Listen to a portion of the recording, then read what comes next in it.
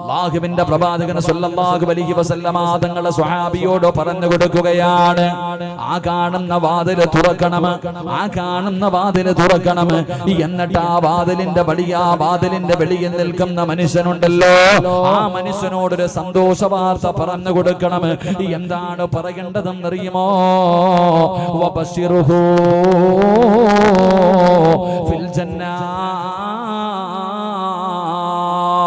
ആ വാതിലിന്റെ മുന്നിൽ നിൽക്കുന്ന മനുഷ്യനോട് പറഞ്ഞു കൊടുക്കണം, നിങ്ങളെ സ്വർഗത്തിന്റെ അവകാശിയാണ്, നിങ്ങളുടെ സ്വർഗത്തിന്റെ അവകാശിയാണെന്ന് വാതിലിന്റെ വെളിയിൽ നിൽക്കുന്ന മനുഷ്യനോട് പറഞ്ഞു കൊടുക്കണം. എന്റെ പ്രിയപ്പെട്ടവരെ, അല്ലാഹുവിന്റെ പ്രവാചകൻ സല്ലല്ലാഹു അലൈഹി വസല്ലമ തങ്ങൾ അവിടെന്ന് പറയുമ്പോ അബൂ മുസൽ അശ്അരി റളിയല്ലാഹു തആല അൻഹു അത്ഭുതമാവുകയാണ്. അല്ലാഹുവിന്റെ പ്രവാചകനാണ് പറയുന്നത്, വീട് ആ കാണുന്ന വാതിലിന്റെ മുന്നിൽ നിൽക്കുന്ന മനുഷ്യന് സ്വർഗത്തിന്റെ അവകാശിയാ. ആരാണ് പടച്ചവനെ? ഈ ഭാഗ്യവാൻ ആരാണ് പടച്ചവനെ? മഹാനായ അബൂ മുസൽ അശ്അരി റളിയല്ലാഹു തആല അൻഹു തോട്ടത്തിന്റെ കവാടം തുറക്കുമ്പോ ആരാണ് വെളിയിൽ വന്ന് നിൽക്കുന്നതെന്നറിയുമോ? മഹാനായ സയ്യിദുനാ അബൂബക്കർ സിദ്ദീഖ് റളിയല്ലാഹു തആല അൻഹു. അതാ സ്വഹാബി വാതിൽ തുറന്നിട്ട് പറയും, അബൂബക്കർ തങ്ങളെ വബസിറുഹു ഫിൽ ജന്ന,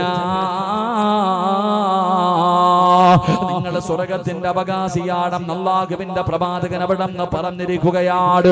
പടച്ചവനേതാ അബൂബക്കർ തങ്ങൾ അകത്തേക്ക് കിടക്കുകയാണ്. കുറച്ച് സമയം കഴിഞ്ഞു, രണ്ടാമതും വാതിലിന്റെ മുന്നിൽ അവിടെന്ന് ശബ്ദം കേൾക്കുകയാണ്. അല്ലാഹുവിന്റെ പ്രവാചകൻ അപ്പോഴും പറഞ്ഞു കൊടുത്തു, അവിടെന്ന് പറഞ്ഞു കൊടുത്തു, ഇഫ്തഹു വബസിറുഹു ഫിൽ ജന്ന. ആ വാതിലിന്റെ മുന്നിൽ നിൽക്കുന്ന മനുഷ്യനോട് പറഞ്ഞു കൊടുക്കണം, നിങ്ങളെ സ്വർഗത്തിന്റെ അവകാശിയാ. പടച്ചവനെ, സ്വഹാബി അത്ഭുതത്തോടെ ചെന്ന് വാതിൽ തുറക്കുമ്പോ ആരാട് കവാടത്തിന്റെ മുന്നിൽ നിൽക്കുന്നത്? മഹാനായ സയ്യിദുനാ ഉമർ ഇബ്നുൽ ഖത്താബ് റളിയല്ലാഹു തആല അൻഹു. പടച്ചവനെ അവിടുന്ന് സ്വർഗത്തിന്റെ അവകാശിയാണെന്നുള്ള സന്തോഷ വാർത്ത പറഞ്ഞു കൊടുക്കുകയാണ്.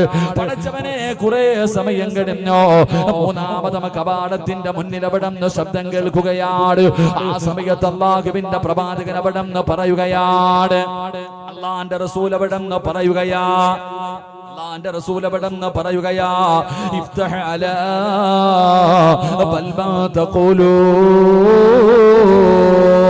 അല്ലാഹുവിന്റെ പ്രവാചകൻ അവിടെന്ന് പറയുന്ന ആ കവാടത്തിന്റെ പുറത്ത് നിൽക്കുന്ന മനുഷ്യനുണ്ടല്ലോ, ആ മനുഷ്യനോട് പറഞ്ഞു കൊടുക്കണം, നിങ്ങളെ സ്വർഗത്തിന്റെ അവകാശിയാണ്, നിങ്ങളെ സ്വർഗത്തിന്റെ അവകാശിയാണ്.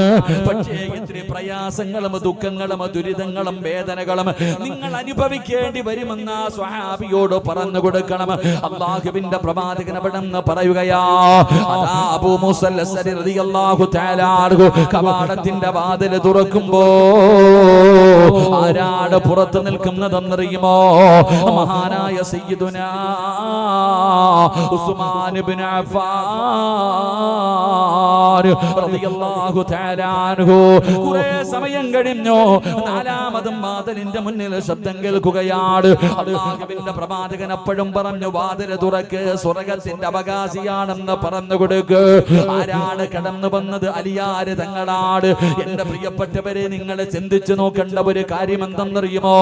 അബൂബക്കർ തങ്ങൾ വന്നപ്പോ, ഉമർ ഇബ്നുൽ ഖത്താബ് തങ്ങൾ വന്നപ്പോ, അലിയാര് തങ്ങൾ കടന്നു വന്നപ്പോ അല്ലാഹുവിന്റെ പ്രവാചകൻ പറഞ്ഞു, വാതിൽ തുറന്നിട്ട് വാതിലിന്റെ മുന്നിൽ നിൽക്കുന്ന മനുഷ്യനോട് പറഞ്ഞു കൊടുക്കണം, നിങ്ങൾ സ്വർഗത്തിന്റെ അവകാശിയാണ്, നിങ്ങൾ സ്വർഗത്തിന്റെ അവകാശിയാണ് എന്ന് പറഞ്ഞു കൊടുക്കണമെന്ന് അല്ലാഹുവിന്റെ പ്രവാചകൻ അവിടെന്ന് പറയുമ്പോ, പക്ഷേ മഹാനായ സയ്യിദുനാ ഉസ്മാൻ ഇബ്നു അഫ്ഫാൻ, ഉസ്മാൻ തങ്ങളുടെ കവാടത്തിന്റെ മുന്നിൽ വന്ന് നിന്നപ്പോ അല്ലാഹുവിന്റെ പ്രവാചകൻ 3 പേരോടും പറയാത്ത ഒരു വാക്കുകൂടെ പ്രത്യേകമായിട്ട് പറഞ്ഞു കൊടുത്തു. അബൂബക്കർ തങ്ങളോടും ഉമർ തങ്ങളോടും അലിയാർ തങ്ങളോടും പറയാത്ത ഒരു പ്രത്യേകമായിട്ടുള്ളൊരു വാക്ക് അല്ലാഹുവിന്റെ റസൂൽ പറഞ്ഞു കൊടുക്കുകയാ, അലാ ബൽ വമാ തഖൂലൂ. ആ മനുഷ്യനോട് പറഞ്ഞു കൊടുക്കണം, നിങ്ങളെ സ്വർഗത്തിന്റെ അവകാശിയാ. പക്ഷേ സ്വർഗത്തിലേക്ക് വെറുതെ കടന്നു പോകാൻ കഴിയില്ല. ഇത്തിരി പ്രയാസങ്ങൾ അനുഭവിക്കേണ്ടി വരും, ഒരുപാട് ദുഃഖങ്ങളും ദുരിതങ്ങളും നിങ്ങൾ അനുഭവിക്കേണ്ടി വരും. പക്ഷേ ഇതൊക്കെ നിങ്ങൾ അനുഭവിച്ചാൽ നിങ്ങൾ സ്വർഗത്തിന്റെ അവകാശിയാണെന്ന് അല്ലാഹുവിന്റെ പ്രവാചകൻ അവിടെ നിന്ന് പ്രത്യേകമായിട്ട് പറഞ്ഞു കൊടുക്കുമ്പോ എന്തുകൊണ്ടാണ് മുത്തുനബി അങ്ങനെ പറഞ്ഞു കൊടുത്തതെന്ന് മനസ്സിലാക്കണമെങ്കിൽ ആരാണ് ഉസ്മാൻ തങ്ങളെന്ന് പഠിക്കണം ചെറുപ്പക്കാരാ.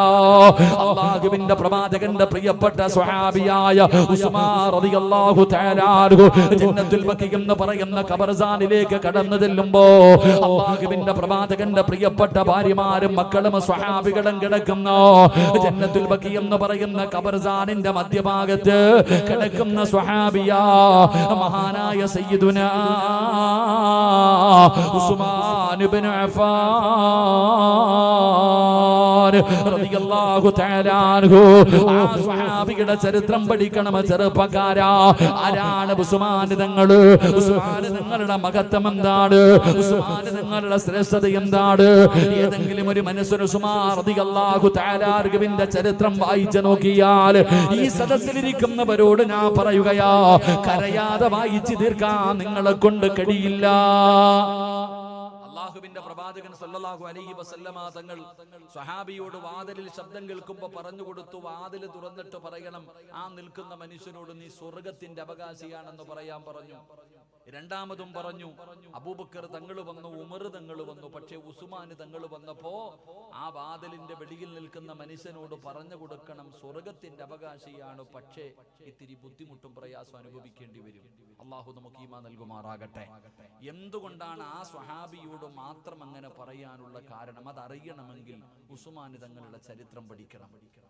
ഉസ്മാൻ റളിയല്ലാഹു തആല അൻഹുവിന്റെ ചരിത്രം വായിച്ചു നോക്കണം.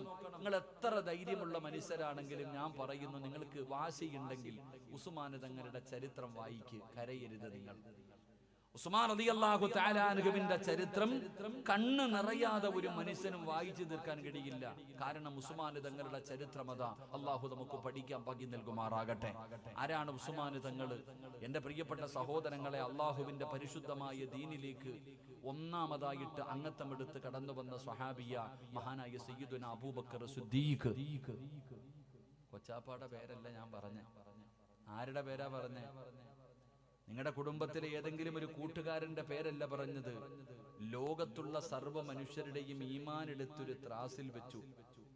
എന്റെ അബൂബക്കറിന്റെ ഈമാൻ മറ്റേ താസിൽ വെച്ചാൽ നിങ്ങൾ പരാജയപ്പെട്ടു പോകുമെന്ന് നബി മുഹമ്മദ് മുസ്തഫ സല്ലല്ലാഹു അലൈഹി വസല്ലമ തങ്ങൾ പരിചയപ്പെടുത്തിയ സ്വഹാബിയ മഹാനായ സയ്യിദുനാ അബൂബക്കർ സിദ്ദീഖ് റളിയല്ലാഹു തആല അൻഹു. ഇസ്ലാമിലേക്ക് ഒന്നാമതായി മെമ്പർഷിപ്പ് എടുത്ത ആള്. രണ്ടാമതായിട്ട് അള്ളാഹുവിന്റെ ദീനിലേക്ക് കടന്നു വന്നത് മഹാനായ സയ്യിദുനാ അലി ഇബ്നു അബീ ത്വാലിബ് റളിയല്ലാഹു തആല അൻഹു.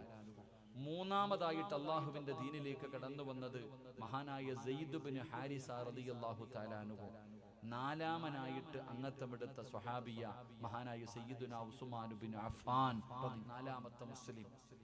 നാലാമത്തെ മുസ്ലിം മഹാനായ ഉമർ ഇബ്നുൽ ഖത്താബ് റളിയല്ലാഹു തആല അൻഹു മുസ്ലിം ആകുന്നത് 40ാമത്തെ ആളായിട്ടാണ്. ഉമർ തങ്ങൾ മുസ്ലിം ആയത് 40ാമത്തെ ആളായിട്ടാ. അപ്പൊ നമ്മൾ പഠിക്കേണ്ടത് അല്ലാഹുവിന്റെ ദീനിലേക്ക് നാലാമനായിട്ട് കടന്നു വന്ന സ്വഹാബിയാണ് ഉസ്മാൻ ഇബ്നു അഫ്ഫാൻ റളിയല്ലാഹു തആല അൻഹു. ഞാൻ പറയുന്നു, നിങ്ങൾ ഉസ്മാൻ തങ്ങളുടെ ചരിത്രം വായിക്കുക. നിങ്ങൾ വായിക്കണം. ആണുങ്ങളും പെണ്ണുങ്ങളും എല്ലാവരും ഇന്ന് വായിക്കാൻ കിട്ടും മലയാളം. ഉസ്മാൻ റളിയല്ലാഹു തആല അൻഹുവിന്റെ ചരിത്രങ്ങൾ വായിക്കാൻ കിട്ടും. വാങ്ങിച്ച് നിങ്ങൾ വായിച്ചു നോക്ക്. നിങ്ങൾക്ക് പഠിക്കാൻ ഒരുപാട് പാഠങ്ങളും ഗുണപാഠങ്ങളും ഒരുപാട് കാര്യങ്ങൾ ആ മഹാനവറുകളുടെ ചരിത്രത്തിലുണ്ട്.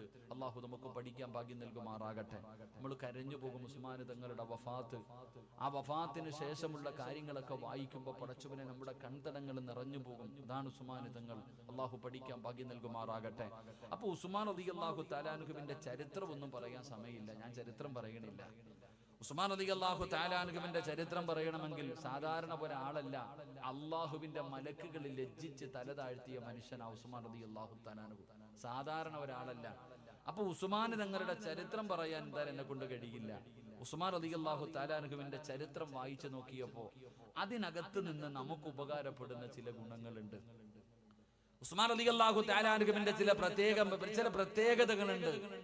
ആ പ്രത്യേകതകളാണ് നമ്മൾ പഠിക്കേണ്ടത്, നമ്മുടെ ജീവിതത്തിൽ പിൻപറ്റേണ്ടത്. അള്ളാഹു നമുക്ക് അതിനുള്ള ഭാഗ്യം നൽകി അനുഗ്രഹിക്കുമാറാകട്ടെ. അള്ളാഹു അതിനുള്ള ഭാഗ്യം നൽകി അനുഗ്രഹിക്കുമാറാകട്ടെ. അപ്പം പള്ളിക്കാട്ടി സലാം പറഞ്ഞതുപോലെ നിങ്ങളുടെ പ്രതികരണം. പള്ളിക്കാട്ടി പോയി സലാം പറഞ്ഞാൽ കബറാളികൾ മടക്കോ?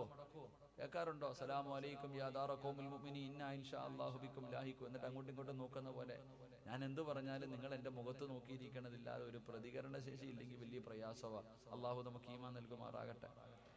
നിങ്ങളൊക്കെ ഒന്ന് ചിരിച്ചേ, ചിരിക്കടോ. കൊലച്ചിരി ഇരിക്കാതടാ, ഒന്ന് ചിരിക്ക്, ഒന്ന് പുഞ്ചിരിക്ക്. അത് സദക്കയാണെന്ന് നബി മുഹമ്മദ് മുസ്തഫ.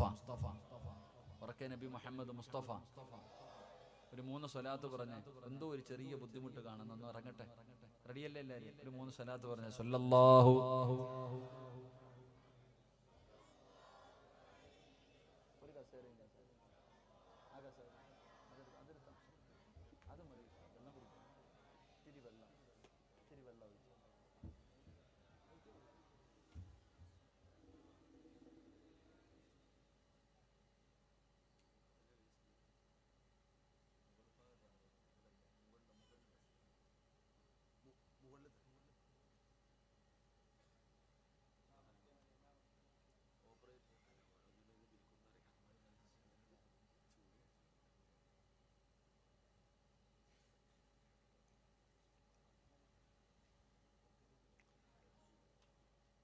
എങ്ങനെയാ തുറക്കുന്നതെന്ന് തന്നെ പലർക്കും അറിയണില്ല. നിങ്ങൾ ചിരിക്കണ്ട, അത് പെണ്ണുങ്ങൾക്ക് അറിയണ കാര്യമില്ല അതെങ്ങനെയാന്നുള്ളത്. അള്ളാഹു നമുക്ക് ഈമാൻ നൽകുമാറാകട്ടെ. എന്റെ പ്രിയപ്പെട്ട സഹോദരങ്ങളെ, സഹോദരിമാരെ, മഹാനായ സയ്യിദുനാ ഉസ്മാൻ ഇബ്നു അഫ്ഫാൻ റളിയല്ലാഹു തആല അൻഹു മഹാനവറുകളുടെ ചരിത്രം വായിച്ചു നോക്കുമ്പോൾ ഉസ്മാൻ തങ്ങൾക്കുണ്ടായിരുന്ന ഒരു മനോഹരമായ ഒരു ഗുണമുണ്ടായിരുന്നു. ഉസ്മാൻ റളിയല്ലാഹു തആല അൻഹുവിന്റെ ഒരു പ്രത്യേകത എന്ന് പറഞ്ഞാൽ ഉസ്മാൻ റളിയല്ലാഹു തആല അൻഹുവിന് വല്ലാത്ത ലജ്ജയായിരുന്നു. സാധാരണ ഒരു മനുഷ്യന്റെ ലജ്ജയല്ല. ഉസ്മാൻ റളിയല്ലാഹു തആല അൻഹുവിന്റെ പ്രത്യേകത എന്ന് പറഞ്ഞാൽ വല്ലാത്ത ലജ്ജ, സാധാരണ ലജ്ജയല്ല. ലോകത്ത് ഏറ്റവും കൂടുതൽ ലജ്ജയുള്ള മനുഷ്യൻ ആരായിരുന്നു എന്ന ചരിത്രങ്ങൾ പഠിപ്പിച്ചു തരുന്നത് ഉസ്മാൻ റളിയല്ലാഹു തആല അൻഹു അത്രയ്ക്കും ലജ്ജയാ, വല്ലാത്ത ലജ്ജയുണ്ടായിരുന്ന സ്വഹാബിയാണ് ഉസ്മാൻ റളിയല്ലാഹു തആല അൻഹു. ആ ഉസ്മാൻ റളിയല്ലാഹു തആല അൻഹുവിന്റെ ലജ്ജയെ കുറിച്ച് അറിയണമെങ്കിൽ എന്ത് പഠിക്കണമെന്നറിയുമോ? ഉസ്മാൻ റളിയല്ലാഹു തആല അൻഹുവിന്റെ ചരിത്രം നിങ്ങൾ വായിച്ചു നോക്ക് ചെറുപ്പക്കാരാ. അല്ലാഹുവിന്റെ പ്രവാചകൻ സ്വല്ലല്ലാഹു അലൈഹി വസല്ലമ തങ്ങളുടെ മുന്നിലേക്ക് നാലാമനായിട്ട് കടന്നു വന്നിട്ടാണ് അല്ലാഹുവിന്റെ ദീനിലേക്ക് കടന്നു വരുന്നത്. നാലാമനായിട്ട് അല്ലാഹുവിന്റെ പ്രവാചകൻ സ്വല്ലല്ലാഹു അലൈഹി വസല്ലമ തങ്ങളുടെ ചാരത്ത് കടന്നു വന്നിട്ട് മുത്തുനബിയുടെ കയ്യിൽ പിടിച്ചിട്ട് പടന്ന മുസാഫഹത്ത് ചെയ്ത ഷഹാദത്ത് കലിമ പറയുകയാണ്. അല്ലാഹുവിന്റെ പരിശുദ്ധമായ ദീനിലേക്ക് പടന്ന ഷഹാദത്ത് കലിമ പറഞ്ഞുകൊണ്ട് മുസ്ലിമായിട്ട് കടന്നു വരികയാ. ഉസ്മാൻ തങ്ങൾ ഈ ദുനിയാവിൽ ജീവിച്ചത് 82 വർഷമാണ്. 82 വർഷക്കാലമാണ് ഉസ്മാൻ തങ്ങൾ ഇവിടെ ജീവിച്ചത്. ആ ഉസ്മാൻ റളിയല്ലാഹു തആല അൻഹു മരിക്കുന്ന കാലം വരെ തന്റെ കൈ കൊണ്ട് ഗുഹ്യഭാഗത്ത് തൊട്ടിട്ടില്ല.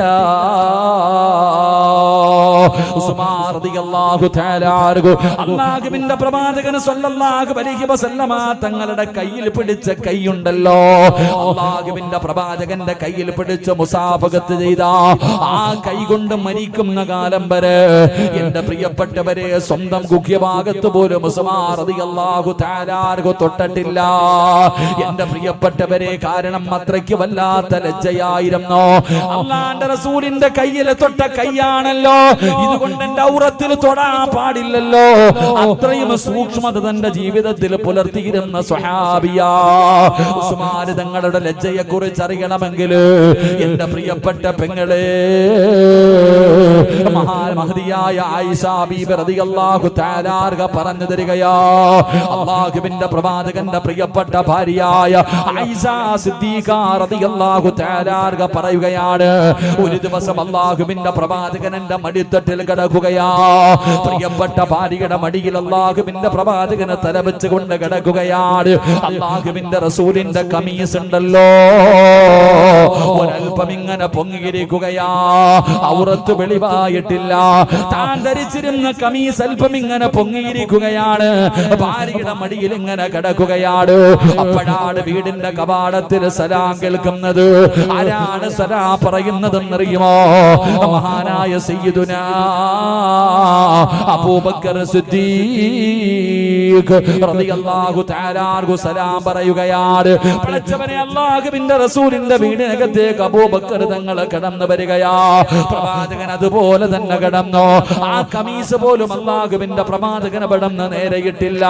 പടച്ചവനെ, അബൂബക്കർ തങ്ങളുടെ മുത്തുനബിയുടെ ചാരത്ത് വന്നിരുന്നു. അവിടുന്ന് ഒരുപാട് നേരം ഇരുന്ന് സംസാരിച്ചു. അവിടുന്ന് ഇറങ്ങി പോവുകയാണ്. സലാം പറഞ്ഞ് ഇറങ്ങി പോവുകയാണ്. കുറച്ച് സമയം കഴിഞ്ഞപ്പോ രണ്ടാമതും വീടിന്റെ കവാടത്തിൽ സലാം കേൾക്കുകയാ. ആരാ? മഹാനായ സയ്യിദുനാ ഉമർ ഇബ്നുൽ ഖത്താബ് റളിയല്ലാഹു തആല അൻഹു സലാം പറഞ്ഞുകൊണ്ട് വീടിനകത്തേക്ക് കടന്നു വരികയാണ്. അല്ലാഹുവിന്റെ പ്രവാചകൻ അതുപോലെ കിടക്കുകയാണ്.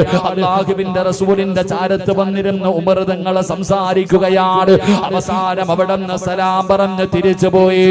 കുറച്ചു കഴിയുമ്പോ വീടിന്റെ വാതിലിൽ സലാം കേൾക്കുകയാ. ആരെന്നറിയുമോ? മഹാനായ സയ്യിദുനാ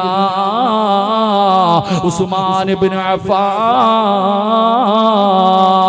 റളിയല്ലാഹു തആല അൻഹു ഉസ്മാൻ തങ്ങളെ വീടിന്റെ വാതിലിൽ വന്ന് നിന്ന് സലാം പറയുമ്പോ അല്ലാഹുവിന്റെ റസൂൽ തന്റെ കമീസ് നേരെ ഇടുകയാ.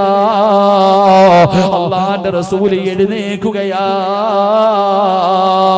ഉസ്മാൻ തങ്ങൾ അടുത്ത് വന്നോ. തങ്ങൾ അടുത്തു വന്നോ. അല്ലാഹുവിന്റെ പ്രവാചകന്റെ ചാരത്ത് വന്നിരുന്നു സംസാരിച്ചു.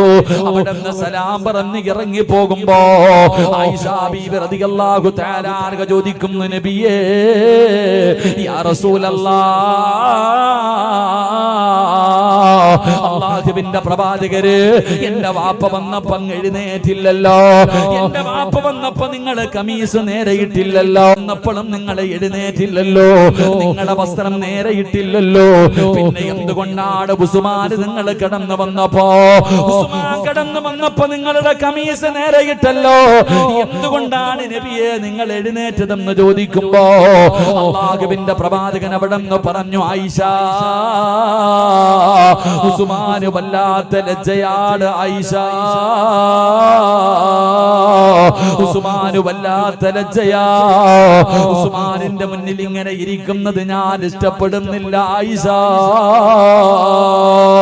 ഉസ്മാൻ തങ്ങളുടെ ജീവിതം കണ്ടിട്ട് അല്ലാഹുവിന്റെ മലക്കുകൾ പോലും അവിടെ നിന്ന് ലജ്ജിച്ച് തലതാഴ്ത്തിയെന്ന് ചരിത്രം പറയുമ്പോ വല്ലാത്ത ലജ്ജയായിരുന്നു. ഉസ്മാൻ തങ്ങൾക്ക് വല്ലാത്ത ലജ്ജയായിരുന്നു.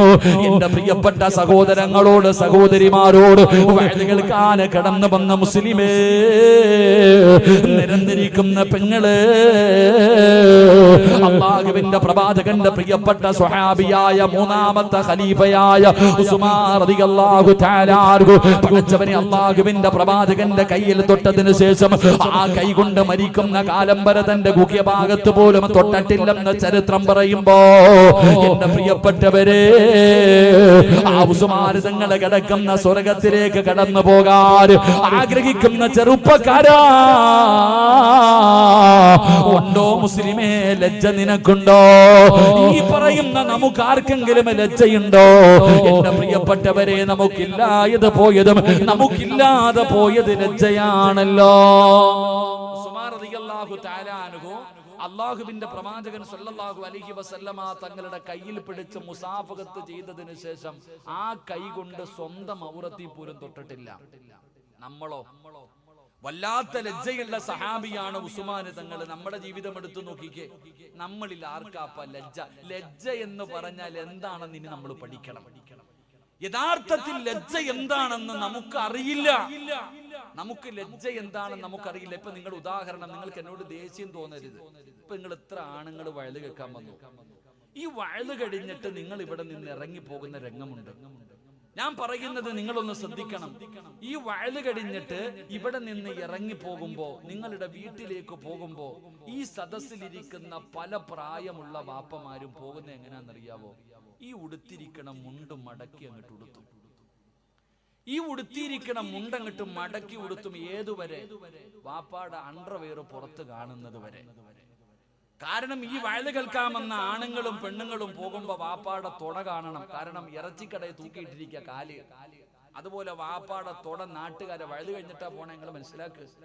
വയല് കഴിഞ്ഞിട്ട് പോകുന്ന വാപ്പയുടെ രംഗമാണ് ഞാൻ പറയുന്നത്. ഈ തുട നാട്ടുകാർക്ക്, വാപ്പായ്ക്ക് അറിയാം മുട്ടുപൊക്കളിന്റെ ഇടയിലുള്ള സ്ഥലം ഔറത്താന്നറിയാത്ത മനുഷ്യനാണോ? നിങ്ങൾ ചിന്തിക്ക്.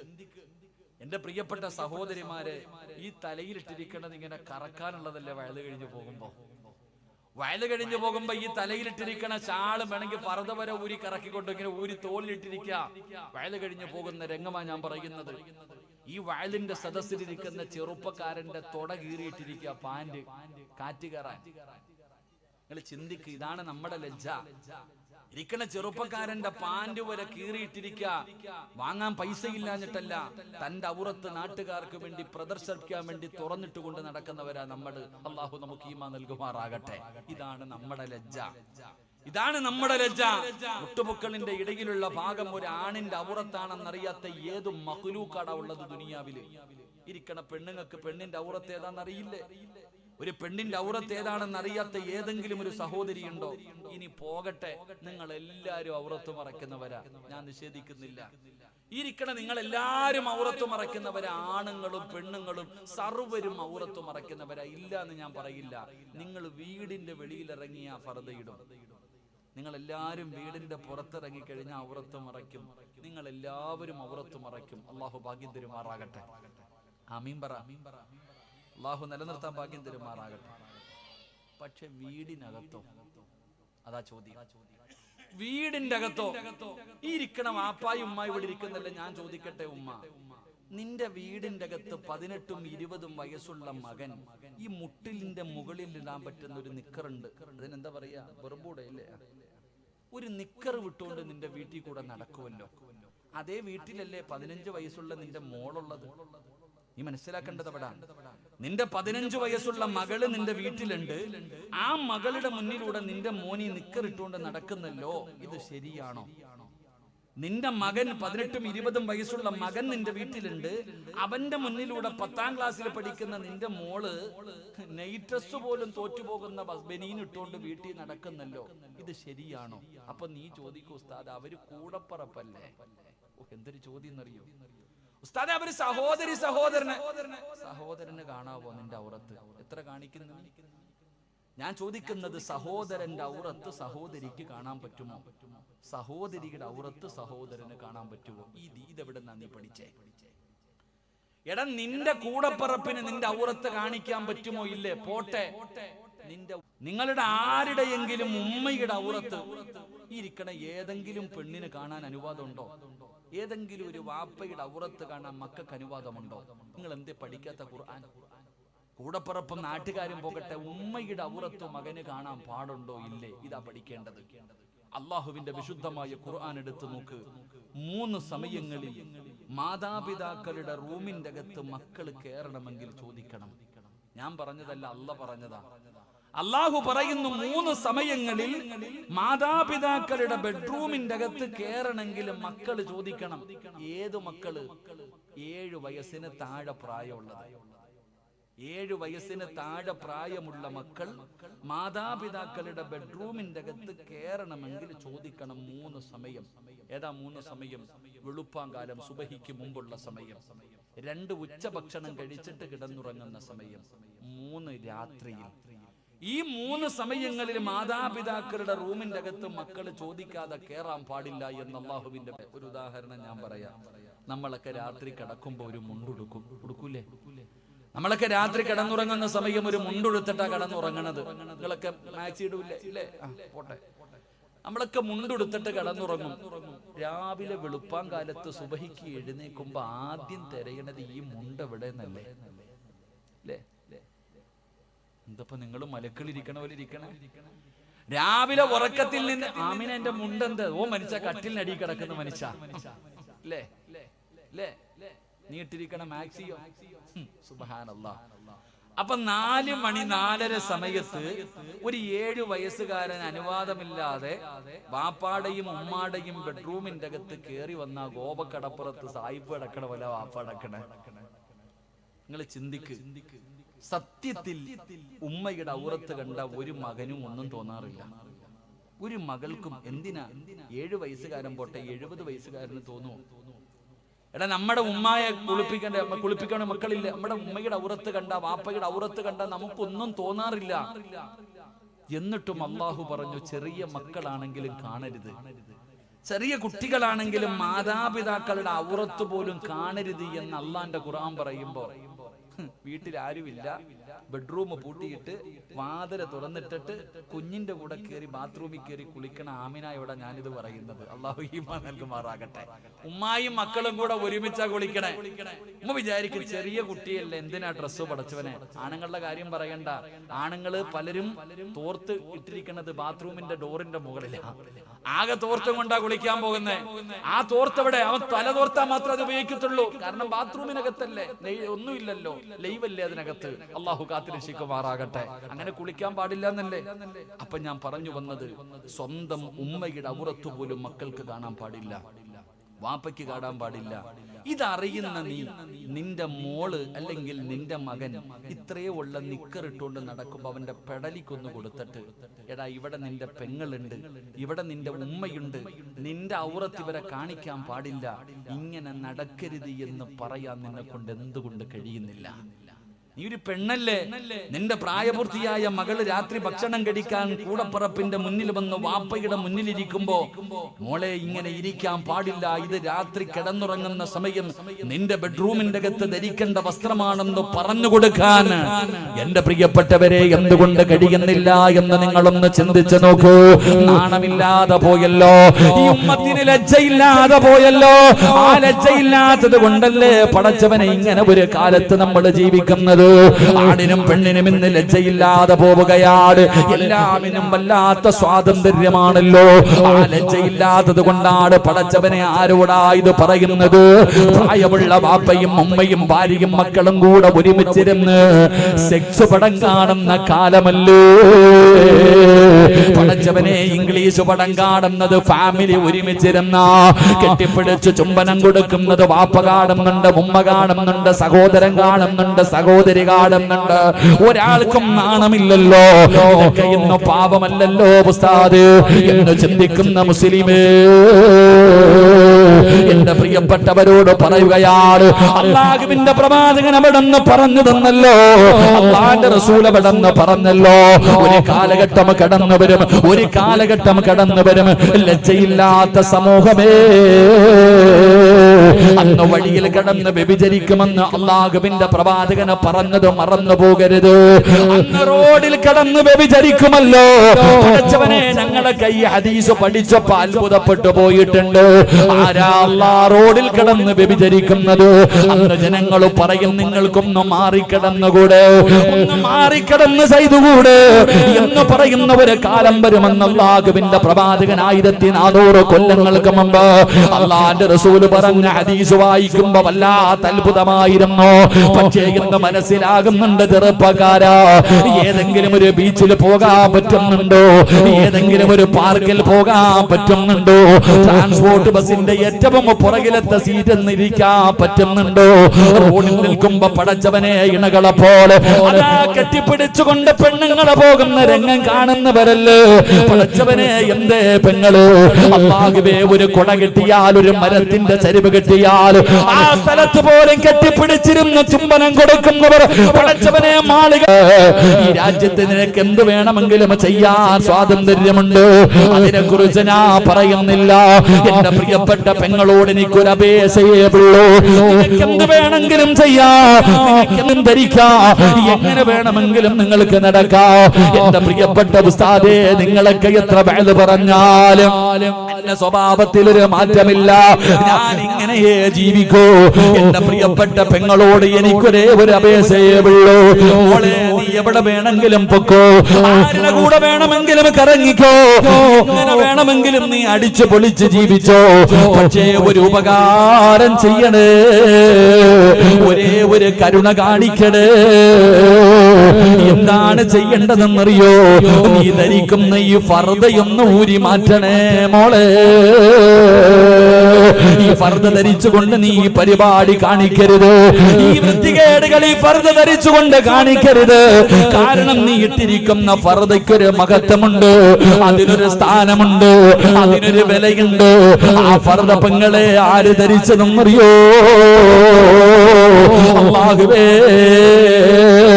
മഹദിയായ ഖദീജ ബീബി റളിയല്ലാഹു തആല അൻഹ ധരിച്ചതാ, മഹദിയായ ഫാത്തിമ ബീബി ധരിച്ചതാ, ആയിഷ ബീബി ധരിച്ചതാ, സുമയ്യ ബീബി ധരിച്ചതാ, ആസിയ ബീബി ധരിച്ചതാ, മറിയം ബീബി ധരിച്ചതാ, നഫീസത്തുൽ മിസ്രിയ ധരിച്ചതാ, മൈമൂനത്തുൽ മിസ്രിയ ധരിച്ചതാ, റാബിയത്തുൽ അദബിയ ധരിച്ചതാ.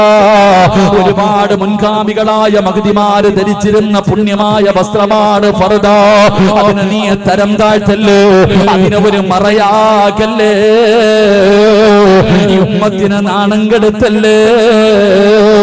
എന്റെ പ്രിയപ്പെട്ട പെങ്ങള്, ഇതുപോലെയുള്ള പരിപാടികൾ നീ കാണിക്കുമ്പോ നീ ചിന്തിക്കേണ്ടത്, നീ നാളെ ആരുടെ പുറകിൽ നിന്നാ സ്വർഗത്തിൽ പോകേണ്ടത്? അല്ലാഹുവിന്റെ പ്രവാചകന്റെ കരളിന്റെ കഷ്ടമായ മകള് ഫാത്തിമ ബീബി റളിയല്ലാഹു തആല അൻഹയുടെ പുറകിൽ നിന്ന് സ്വർഗത്തിൽ പോകാ കൊതിക്കുന്നവളാ. ആരാണ് ഫാത്തിമയെന്നറിയോ? അല്ലാഹുവിന്റെ പ്രവാചകന്റെ പൊന്നാര മകളാരെന്നറിയോ? മരിക്കുന്നതിന്റെ തലേ ദിവസം തന്റെ പ്രിയപ്പെട്ട ഭർത്താവിന്റെ കയ്യിൽ പിടിച്ചിട്ട് ഫാത്തിമ ബീബി റളിയല്ലാഹു തആല അൻഹ അവിടെന്ന് പറയുന്നു, അലിയേ, ഞാൻ മരിച്ചു കഴിഞ്ഞാൽ പകല് എന്നെ, രാത്രിയിൽ എന്നെ, പകലെന്നെ കബറടക്കരുത്, എന്നെ പകല് കബറടക്കരുത്, എന്നെ രാത്രിയിലെ കബറടക്കാവോ? അലിയാല് തങ്ങൾ ചോദിച്ചു, ഫാത്തിമ, എന്തുകൊണ്ടാണ് പകല് കബറടക്കരുതെന്ന് പറയാനുള്ള കാരണമെന്താ? ആ സമയത്ത് ഫാത്തിമ ബീബി റളിയല്ലാഹു തആല അൻഹ പറയുകയാ, എന്റെ കഫം പൊതിയുന്നത്, എന്റെ മയ്യത്ത് ചുമക്കുന്നത്, എന്റെ മയ്യത്ത് കബറിൽ ഇറക്കി വെക്കുന്നത് അന്യ പുരുഷന്മാരാണല്ലോ അലിയേ. പകലാണ് എന്നെ കബറടക്കുന്നതെങ്കിൽ എന്റെ മയ്യത്ത് പൊതിയുമ്പോ, എന്റെ മയ്യത്ത് ചുമക്കുമ്പോ, എന്റെ മയ്യത്ത് കബറിൽ ഇറക്കി വെക്കുമ്പോ അന്യ പുരുഷന്മാർ എന്റെ ശരീരത്തിന്റെ വടിവ് കാണുമല്ലോ. എനിക്കത് ഇഷ്ടമല്ല അലിയേ. അതുകൊണ്ട് രാത്രിയിലെ എന്നെ കബറടക്കാവോ എന്ന് പറഞ്ഞ ഫാത്തിമ ബീബി റളിയല്ലാഹു തആല അൻഹ ആ ഫാത്തിമയുടെ പുറകിൽ നിന്ന് സ്വർഗത്തിൽ പോകാ കൊതിക്കുന്ന പെണ്ണ് എങ്ങനെ കഴിയുന്ന പൊന്നുമോള്, എങ്ങനെ കഴിയുന്ന പൊന്നുമോള്? നാണമില്ലേടാ ചെറുപ്പക്കാരാ, പിച്ചക്കാരിയടാ, പൈസയില്ലാത്ത പാവപ്പെട്ട മരത്തിന്റെ ചുവട്ടിലും കടത്തിണ്ടെങ്കിലും കിടക്കുന്ന പാവങ്ങളുണ്ടല്ലോ. ആ പാവങ്ങള് ധരിക്കുന്നത് പോലെ കീറിപ്പറഞ്ഞ വസ്ത്രവും ധരിച്ച് നടക്കുന്ന ഫക്കീറായ ചെറുപ്പക്കാരാ, എടാ പൈസ ഇല്ലാഞ്ഞിട്ടല്ലോ, വാങ്ങാൻ പണമില്ലാഞ്ഞിട്ടല്ലോ, പൈസ കൊടുത്ത് കീറിയ പാൻറ് മിറ്റിട്ട് നിന്റെ തുടയും നിന്റെ ഔറത്തും നാട്ടുകാർ പ്രദർശിപ്പിക്കുന്ന യുവത്വമേ,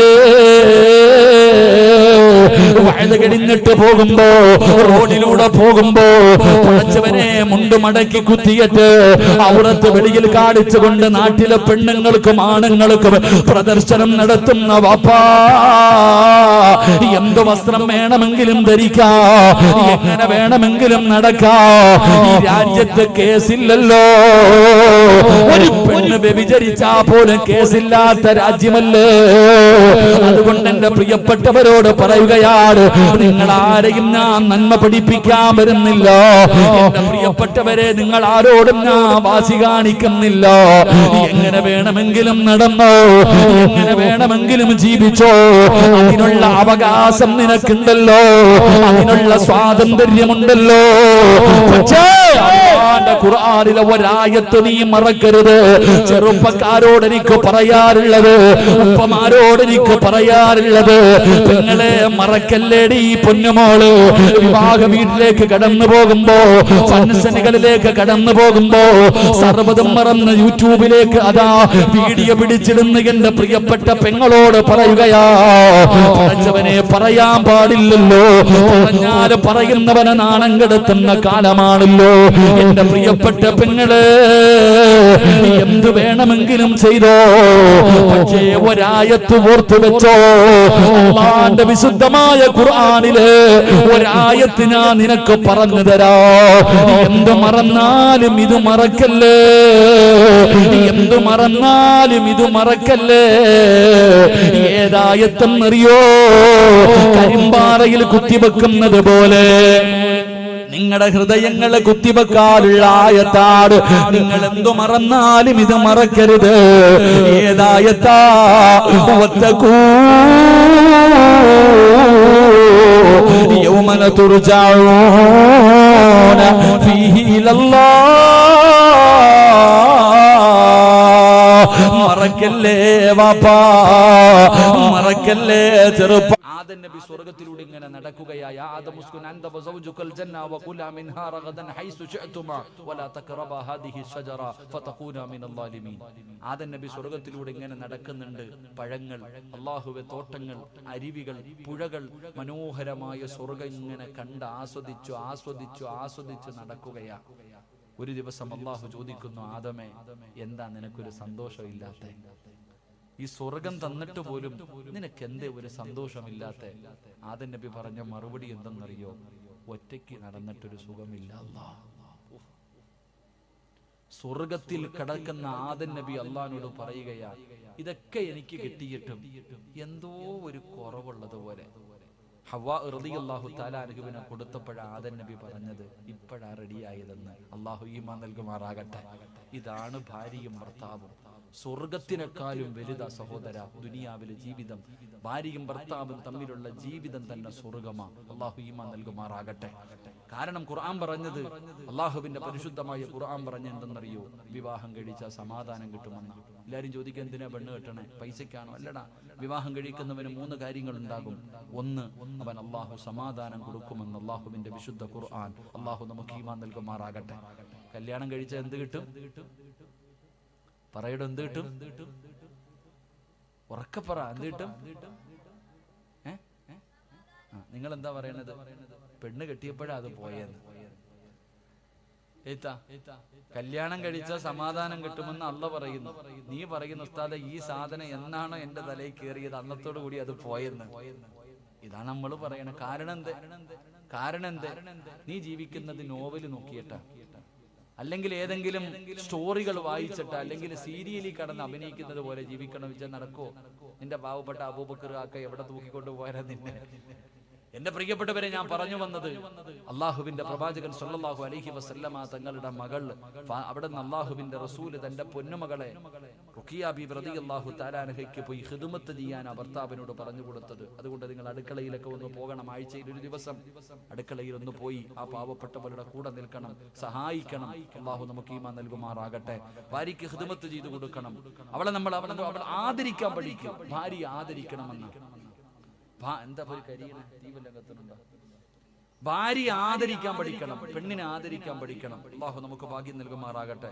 അത് പിന്നീട് എപ്പോഴെങ്കിലും അയാൾ പറയാം, ഇപ്പൊ സമയമില്ല. അപ്പൊ രണ്ടാമത്തെ കാര്യം, എന്റെ പ്രിയപ്പെട്ട സഹോദരങ്ങളെ, ദുന്നൂറൈൻ, അല്ലാഹുവിന്റെ പ്രവാചകൻ അവിടുന്ന് പറഞ്ഞു തരികയാണ്, ലോകത്ത് കടന്നു വന്ന 1,24,000 പരം വരുന്ന പ്രവാചകന്മാര്, ആ പ്രവാചകന്മാരുടെ 2 പെൺമക്കളെ വിവാഹം കഴിക്കാൻ ഭാഗ്യം കിട്ടിയ ഏക മനുഷ്യരാണെന്നറിയുമോ? മഹാനായ സയ്യിദുനാ ഉസ്മാൻ ഇബ്നു അഫ്ഫാൻ റളിയല്ലാഹു തആല അൻഹു. ഉസ്മാൻ തങ്ങളുടെ ജീവിതത്തിൽ ഉണ്ടായിരുന്ന 3ാമത്തെ ഗുണമെന്തെന്നറിയുമോ? പടച്ചറബ്ബേ, ഒരുപാട് സമ്പത്ത് ഉണ്ടായിരുന്ന സ്വഹാബിയാണ്. അല്ലാഹു ഒരുപാട് സമ്പത്ത് കൊടുത്ത സ്വഹാബിയാ. പക്ഷേ അല്ലാഹു കൊടുത്തത് അല്ലാഹുവിന് തന്നെ തിരിച്ചു കൊടുക്കാൻ വല്ലാത്ത ഒരു മനസ്സുണ്ടായിരുന്നു. അല്ലാഹുവേ, മഹാനായ നബി മുഹമ്മദ് മുസ്തഫ സല്ലല്ലാഹു അലൈഹി വസല്ലമ തങ്ങളെ മസ്ജിദുൻ നബവിയിൽ ഇരുന്നിട്ട് പ്രവാചകൻ അവിടെന്ന് ചോദിച്ചു, സഹാബ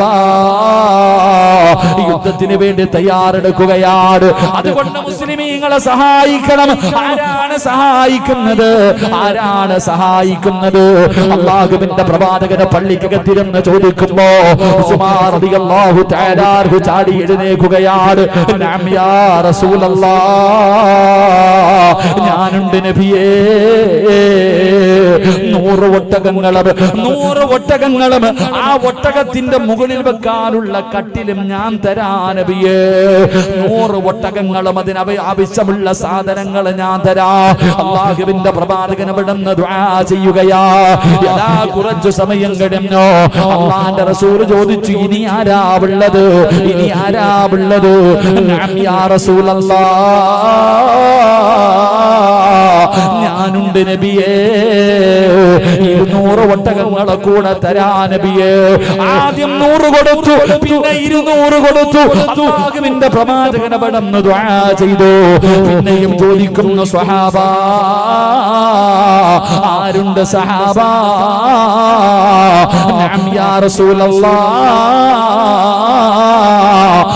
300 കൂടെ തരാ നബിയേ. 300 എണ്ണത്തിനെ കൂടെ തരാ നബിയേ. അല്ലാഹുവിന്റെ പ്രവാചകൻ അവിടുന്ന് ദുആ ചെയ്യുകയാണ്. സ്വഹാബികൾ പറഞ്ഞത് എന്തെന്നറിയോ? അല്ലാഹുവിന്റെ പ്രവാചകനെ ചോദിച്ചു കൊണ്ടിരുന്നെങ്കിൽ ഉസ്മാൻ തങ്ങൾ തന്റെ സമ്പത്ത് മുഴുവനും കൊടുക്കുമായിരുന്നു. അതിനും മടിയില്ലാത്ത സഹാബിയാ, അതിനും മടിയില്ലാത്ത സഹാബിയാ. അല്ലാഹുവിന്റെ പ്രവാചകന് തബൂക്ക് യുദ്ധത്തിന് വേണ്ടി പിരിവ് നടത്തുമ്പോ റസൂലുള്ളാഹി പിരിക്കുമ്പോ ഉസ്മാൻ തങ്ങൾ പറഞ്ഞു, നബിയേ 900 അവിടെന്ന് പറയുകയാണ്, 950 ഒട്ടകങ്ങളെ തരാ നബിയേ, 50 കുതിരകളെ തരാ നബിയേ, 10,000 സ്വർണ്ണ നാണയം തരാ നബിയേ. അംബാനിയുടെ പണത്തിന്റെ വലിപ്പം കണ്ട് ഞെളിയുന്ന മനസ്സാ മോനെ. അവനൊന്നും ഉസ്മാൻ തങ്ങളുടെ മുന്നിൽ ആരുമായിരുന്നില്ല. 950 ഒട്ടകങ്ങള്, യഥാ 50 കുതിരകള്, 10,000-ഓളം വരുന്ന സ്വർണ്ണ നാണയം ഞാൻ തരാ നബിയേ. ഉസ്മാൻ തങ്ങൾ അങ്ങനായിരുന്നു. പടച്ചവനെ, അതാ നിങ്ങൾ ഇന്ന് മക്കത്തും മദീനത്ത് പോകുമ്പോ ഒരുപാട് കിണറുകൾ കാണുമല്ലോ. ഉസ്മാൻ തങ്ങളുടെ പേരുള്ള ഒരു കിണർ കാണുമല്ലോ. അല്ലാഹുവേ, ഒരു യഹൂദിയുടെ കയ്യിലിരുന്ന കിണറാട്, ഒരു യഹൂദിയുടെ കയ്യിലിരുന്ന കിണറ. മുസ്ലിമീങ്ങൾക്ക് വെള്ളം കോരാൻ സമ്മതിക്കുന്നില്ല, മുസ്ലിമീങ്ങൾക്ക് വെള്ളം കൊടുക്കാൻ സമ്മതിക്കുന്നില്ല. അള്ളാഹുവിന്റെ പ്രവാചകൻ സല്ലല്ലാഹു അലൈഹി വസല്ലമ തങ്ങൾ ചോദിച്ചു, ആരാ ഈ കിണർ വാങ്ങിച്ചു കൊടുക്കുക? ഉസ്മാൻ റളിയല്ലാഹു തആല അൻഹു ആ മനുഷ്യന്റെ അടുക്കൽ പോയിട്ട് ചോദിച്ചു, എത്ര രൂപ വേണം? 35,000 വെള്ളി നാണയം എണ്ണി അങ്ങോട്ട് കൊടുത്തു. 35,000 വെള്ളി നാണയം എണ്ണിക്കൊടുത്തിട്ട് ആ മനുഷ്യൻ ആ കിണർ വാങ്ങിയിട്ട് മുത്തുനബിയുടെ കയ്യിൽ, മുത്തുനബി സല്ലല്ലാഹു അലൈഹി വസല്ലമ തങ്ങളോട് പറഞ്ഞു, നബി ആ കിണർ ഞാൻ വാങ്ങി മുസ്ലിമീങ്ങൾക്ക് വേണ്ടി ഞാൻ കൊടുത്തു, ആർക്ക് വേണമെങ്കിലും വരാം. അതാ മനസ്സ്. അള്ളാഹുവിന്റെ പരിശുദ്ധമായ മക്കയും മദീനയും കഅബയൊക്കെ നമ്മൾ കഅബാലയത്തിൽ പോകുമല്ലോ. ആ കഅബയുടെ പുനർനിർമ്മാണം നടക്കുമ്പോ എന്റെ പ്രിയപ്പെട്ടവരെ, ആര് ചോദിച്ചോ ആ ചോദിച്ച പൈസ കൊടുത്തിട്ടാ വാങ്ങിയത്. ആ ചോദിച്ചത് എത്ര രൂപയാണോ ആ സ്ഥലത്തിന് വേണ്ടി ഉടമ ചോദിച്ച പൈസ കൊടുത്തിട്ട് മഹാനായ ഉസ്മാൻ റളിയല്ലാഹു തആല അൻഹു ആ കഅബാലയത്തിന്റെ വിപുലീകരണത്തിന് വേണ്ടി സ്ഥലം വാങ്ങി കൊടുത്തത് എന്ന് ചരിത്രം പഠിപ്പിക്കുന്നു. നമ്മളെങ്ങാണ് ഒരു വട്ടം പള്ളിക്ക് 5 രൂപ കൊടുത്തിട്ടുണ്ടെങ്കിൽ ചോദിക്കും, പണ്ട് തന്നില്ലേ? എടാ, പള്ളിയുടെ പിരിവ് നടക്കുന്ന വല്ലതും താടാ, കഴിഞ്ഞ പിരിവിന് തന്നില്ലേ? തീർന്നു, അതോടുകൂടി. നമുക്കങ്ങനെ ചോദിച്ചാൽ കൊടുക്കാൻ നമുക്ക് മനസ്സില്ല. എന്റെ പ്രിയപ്പെട്ടവരെ, അള്ളാഹു തന്ന സമ്പത്ത് അള്ളാഹിക്ക് തന്നെ കൊടുക്കുന്ന ഒരു മനസ്സ് അത് എല്ലാവർക്കും ഉണ്ടാകണമെന്നില്ല. അത് എല്ലാവർക്കും കഴിയില്ല. ചിലപ്പോ കോടിക്കണക്കിന് ആസ്തിയുള്ളവന് ചിലപ്പോ അതിനുള്ള മനസ്സുണ്ടാകണമെന്നില്ല. വാടക വീട്ടിൽ കിടക്കുന്ന, അതിലെ വഴുതിന് വരുന്ന പെണ്ണുങ്ങൾ സ്വർണ്ണാഭരണം ഇട്ടുകൊണ്ട് ഗൾഫുകാരന്റെ ഭാര്യ സുഖിച്ചിരിക്കുമ്പോ, ഉസ്താദെ ഒരു മോതിരം എന്തിനാ? 8 ലക്ഷം കടവുണ്ട് ഉസ്താദെ, ദുആ ചെയ്യാൻ. നിനക്ക് 1 രൂപ കടവില്ല, 8 ലക്ഷം വീടിനകത്തിരിക്കുന്നുണ്ട്. നിന്റെ വീടിന്റെ അലമാരിക്കകത്ത് 10ഉം 25ഉം പവൻ നീ കെട്ടിവെച്ചിട്ടുണ്ട്. നിനക്ക് മനസ്സില്ല. പക്ഷേ കടക്കാരിയായ കേറിക്കിടക്കാൻ വീടില്ലാത്ത പെങ്ങള് തന്റെ കയ്യിൽ കിടന്നത് ഊരിത്തരുന്നത് അതൊരു മനസ്സാ. അത് അള്ളാഹു കൊടുക്കുന്നതാ, അത് അള്ളാഹു കൊടുക്കുന്നതാ. കാരണം എന്റെ പ്രിയപ്പെട്ടവരെ, ഒരു മനുഷ്യന് 1 രൂപ സദക്ക കൊടുക്കണമെങ്കിൽ 70 ശൈത്താൻ കയ്യിൽ പിടിക്കും. 70 ശൈത്താൻ കയ്യെ പിടിച്ചിട്ട് പറയും, ദാരിദ്ര്യം വരും, മക്കളെ കെട്ടിക്കണം, വീട് വെക്കണം, കൊറോണ വരുന്നുണ്ട്, ലോക്ക്ഡൌൺ വരും, കച്ചവടം തകർന്നു പോകും, അതുകൊണ്ട് കൊടുക്കല്ലേ കൊടുക്കല്ലേ എന്ന് 70 ശൈത്താന്മാര് കയ്യിൽ പിടിച്ചുകൊണ്ട് പറയും. ആ 70 പേരെ തള്ളിയിട്ടാലേ നിനക്ക് 1 രൂപ സദക്ക കൊടുക്കാൻ കഴിയൂ എന്ന് ആദരവായ പ്രവാചകൻ നബി മുഹമ്മദ് മുസ്തഫ. അതാണ് ചിന്തിക്കേണ്ടത്. എല്ലാവർക്കും കഴിയുന്ന ഒരു കാര്യമല്ല. എന്റെ പ്രിയപ്പെട്ടവരെ, അള്ളാഹു ഇഷ്ടപ്പെട്ടവർക്ക് മാത്രമേ സദക്ക കൊടുക്കാൻ പറ്റൂ. അത് നല്ല കാര്യത്തിന് വേണ്ടി ഗാനമേളയ്ക്ക് കൊടുക്കാം, ഫുട്ബോൾ കളിക്ക് കൊടുക്കാം, ഫ്ലക്സ് വെക്കാൻ കൊടുക്കാം, അല്ലെങ്കിൽ പത്രത്തിൽ വരുമെങ്കിൽ കൊടുക്കാം. അള്ളാഹു ഇഷ്ടപ്പെട്ട കാര്യങ്ങൾക്ക് വേണ്ടി സദക്ക കൊടുക്കണമെങ്കിൽ അതിന് അള്ളാഹ് ഇഷ്ടപ്പെടുക തന്നെ ചെയ്യണം. അള്ളാഹു നമുക്ക് ഈവ നൽകുമാറാകട്ടെ. സംഘാടകർ ബക്കറ്റുമായിട്ട് നിങ്ങളുടെ മുന്നിലേക്ക് കടന്നു വരുന്നു. എന്തിനു വേണ്ടി എന്നറിയുമോ? ഈ പള്ളിയുടെ വരുമാനത്തിന് വേണ്ടി ഒരു 5 സെന്റ് വാങ്ങാൻ, ഒരു 5 സെന്റ് സ്ഥലം വാങ്ങാൻ. അൽഹംദുലില്ലാഹ്, അള്ളാഹുവിന്റെ പള്ളിക്ക് വേണ്ടി എന്റെ പ്രിയപ്പെട്ടവരെ, അവര് നിങ്ങളുടെ മുന്നിലേക്ക് കടന്നു വരികയാ. ഇബ്ലീസ് കടന്നു വന്നു. ഓരോ മനുഷ്യന്റെ ചാരത്തും, ഓരോ വ്യക്തിയുടെ ചാരത്തും ഇബ്ലീസ് കടന്നു വന്നു. 70 അല്ല 700 എണ്ണം അടുത്ത് വന്ന് നിൽക്കുന്നുണ്ട്. കൊടുക്കല്ലേ കൊടുക്കല്ലേ. ഇന്ന് നിങ്ങൾ അവനെ പരാജയപ്പെടുത്തിയാൽ, ഇന്ന് നിങ്ങൾ ആരെങ്കിലും അവനെ പരാജയപ്പെടുത്തിയാ, പെങ്ങളെ രക്ഷപ്പെടും. പെങ്ങളെ നിനക്ക് രക്ഷപ്പെടാൻ കഴിയും. ഇന്നവരെ പരാജയപ്പെടുത്തിയ മരണസമയത്ത് നിന്നെ പിഴപ്പിക്കാൻ വരുമ്പോ അവനെ പരാജയപ്പെടുത്താൻ നമുക്ക് കഴിയുമല്ലോ. അല്ലാഹുവിന്റെ പ്രവാചകൻ പറഞ്ഞു, സദഖത്തു റദ്ദുൽ ബലായാ, സദഖ വിപത്തുകളെ തട്ടിമാറ്റുമെന്നാണ്, സദഖ വിപത്തുകളെ തട്ടിമാറ്റുമെന്നാണ്. എന്റെ പ്രിയപ്പെട്ടവരെ, നിനക്ക് വരാനിരിക്കുന്ന മാരകമായ രോഗങ്ങളും അപകടങ്ങളും ഇതൊക്കെ തട്ടിമാറ്റാൻ സദഖയ്ക്ക് കഴിയുമല്ലോ. ക്യാൻസർ മരുന്നില്ലെന്ന് ആരാ പറഞ്ഞത്? ഏത് രോഗത്തിനും മരുന്നുണ്ട് പെങ്ങള്, ഏത് രോഗത്തിനും മരുന്നുണ്ട് പെങ്ങള്. അല്ലാഹുവിന്റെ പ്രവാചകൻ അവിടെന്ന് പറഞ്ഞു, അല്ലാഹുവിന് ചില അടിമകളുണ്ട്, അവര് രോഗം വന്നാ സദഖ കൊണ്ട് ചികിത്സിക്കുമെന്ന് നബി മുഹമ്മദ് മുസ്തഫ സല്ലല്ലാഹു അലൈഹി വസല്ലമ തങ്ങൾ പറയുമ്പോ, സത്യമല്ലേ മോളെ പറഞ്ഞത്? ഉസ്താദേ, എന്റെ ടെസ്റ്റിന് അയച്ചിട്ടുണ്ട്, എന്റെ ശരീരത്തിൽ ഒരു മുഴയുണ്ട്, ഡോക്ടർ ടെസ്റ്റിന് അയച്ചിരിക്കുകയാ, ക്യാൻസർ ആണോ എന്നറിയാ. അപ്പൊ നിനക്ക് 500 1000 കൊടുക്കാൻ മനസ്സുണ്ടല്ലോ. അപ്പൊ പടച്ചവനെ വരുന്ന ഉസ്താദേ, ടെസ്റ്റിന് അയച്ചിട്ടുണ്ട്, എനിക്കൊന്നുമാകരുത്, എനിക്കൊന്നുമാകരുത്, പള്ളിക്ക് ഞാൻ 1000 തരാ, 500 തരാ. എന്തിനാ കാത്തിരിക്കുന്നത്? എന്തിനാ കാത്തിരിക്കുന്നത്? ഗൾഫിൽ കിടക്കുന്ന ഭർത്താവിനോട് അറബി പറഞ്ഞിന് നാട്ടിൽ പൊക്കോ, ജോലിയിൽ നിന്ന് പിരിച്ചുവിടാ പോകുകയാണ്. പാവങ്ങളെ വീടിന്റെ മുന്നിൽ വന്ന് ചോദിച്ചപ്പോ കൊടുക്കാത്തവർ, ജോലി നഷ്ടപ്പെടുമെന്ന് കേൾക്കുമ്പോ പള്ളിക്ക് കൊടുക്കാൻ തയ്യാറാകുന്നില്ലോ. എന്തിനാ കാത്തിരിക്കുന്നത്? എന്തിനാ അതുവരെ കാത്തിരിക്കുന്നത്? സദഖത്തു റദ്ദുൽ ബലായാ, സദഖ വിപത്തിനെ തട്ടിമാറ്റുമെന്നാണ്. ഇവര് നിങ്ങളുടെ മുന്നിലേക്ക് കടന്നു വരികയാ. അവർക്ക് വീട് വെക്കാനല്ല, അവർക്ക് അടിച്ചു പൊളിക്കാനല്ല, അവർക്ക് സുഖിക്കാനല്ല, അല്ലാഹുവിന്റെ പള്ളിയുടെ ഒരു വരുമാനത്തിന് വേണ്ടി 1 സെന്റ് ഭൂമി വാങ്ങാനോ. എന്റെ പ്രിയപ്പെട്ടവരെ, കഴിയുമോ? അത് നിങ്ങൾക്ക് കഴിയുമോ? അല്ലാഹുവേ, ആരെല്ലാം സദഖ കൊടുക്കുന്നുണ്ടോ അവരുടെ ദുനിയാവും ആഖിറവും രക്ഷപ്പെടുത്തണേ അല്ലാ.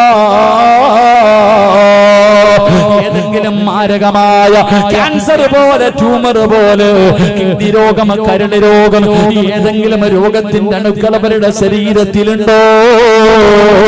ഈ സദഖയുടെ ബറക്കത്ത് കൊണ്ട് കരിച്ച് കളയണേ അല്ലാ. ഒരു പനിയാക്കി മാറ്റണേ അല്ലാ. സമ്പാദിച്ചത് മുഴുവനും വിറ്റ് ചികിത്സിച്ചാൽ മാറാത്ത ഒരു രോഗവും കൊടുക്കല്ലേ അല്ലാ.